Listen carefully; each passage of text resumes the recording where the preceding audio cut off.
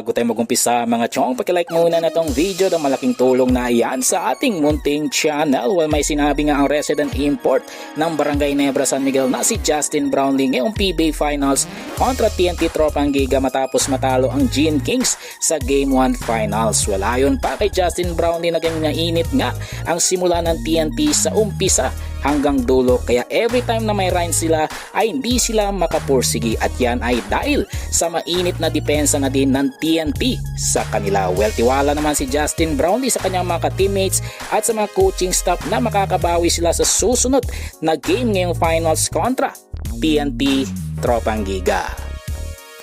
Ibang balita, punta naman tayo sa 6'7" big man at unrestricted free agent ngayon na si Troy Rosario na kinausap ng mga SMC bosses patungkol sa kanyang next move sa kanyang basketball career. Pero mainit pa rin nga ang sigaw na sana piliin ni Rosario ang Converge Fiber Xers. Well, ayon pa sa isang poll ng isang sports page sa Facebook ay halos dikit nga itong Converge Fiber Xers sa Barangay Nebra na bet na gustong mapuntahan ng mga fans itong si Troy Rosario, dahil gusto nga ng mga fans na may team na tatapat sa mga SMC at MVP teams sa PBA. Well, panghuli sa ating balita mga chong, patungkol naman sa 6'10" big man na Magnolia Chicken Templados, walang iba kundi si James Laput na sinasabing sayang at isang liability sa kupunan. Well, ayon pa sa mga fans, mukhang wala talagang improvement itong si James Laput dahil malamyang kumilos at minsan nagkaka-turnover dahil hindi na isasalo ang bola. Kaya naman hindi talaga ito nabibigyan ng sapat na minuto ni Coach Chito Victorero dahil nagiging liability lamang itong